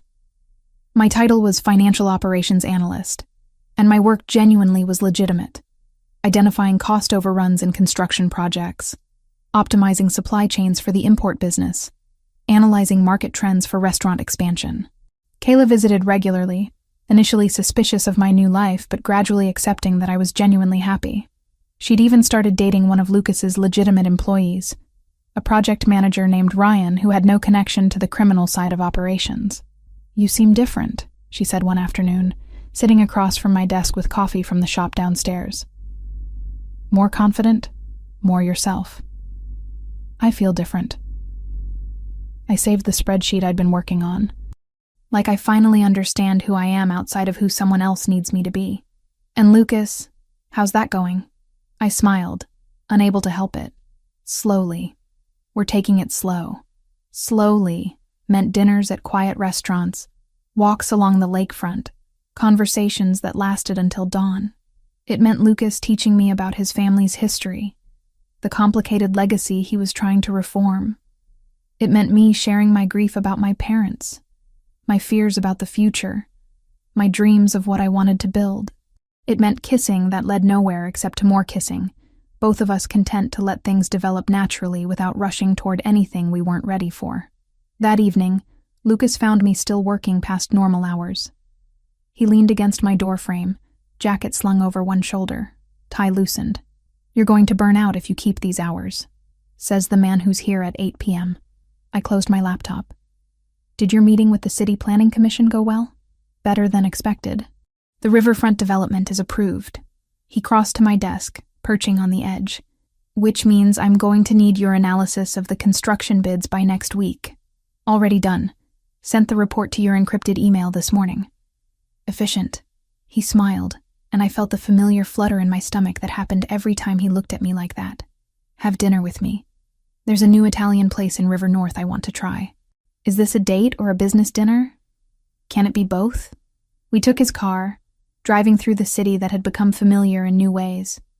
Chicago wasn't just the place I'd fled to after Michael disappeared anymore. It was home, complicated and dangerous and beautiful in equal measure. Over dinner, Lucas told me about plans to create a legitimate consulting firm that would help other family-run businesses transition away from criminal operations. "Use what I've learned to help others make the same choice," he explained. "Turn the knowledge into something constructive. You're really serious about going completely legitimate." "As serious as I can be. It's a process. Some parts of the business can't be untangled overnight. But in 5 years, maybe 10, I want the Valentasi name to mean something other than organized crime." He reached across the table, taking my hand. "And I want you beside me while I do it. If that's what you want." I looked at our joined hands, at Michael's watch on my wrist that I still wore every day, at the man who'd been my captor and became my partner. "Yes," I said, "that's what I want." We'd never have a simple love story. Our relationship would always be marked by the complicated circumstances of how we met, by Michael's ghost walking beside us, by the violent world we'd both been shaped by. But it would be ours, built on honesty and hard work, and the choice to keep choosing each other despite everything. Later, standing on Lucas's penthouse balcony looking out at the city lights, he pulled me close. "Michael was right," he murmured against my hair. "You are good for me. You make me want to be better."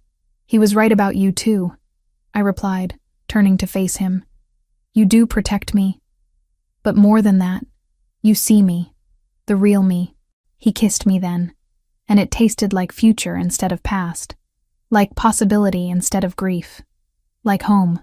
We had work to do, investigations to complete, businesses to reform, a relationship to build from complicated foundations.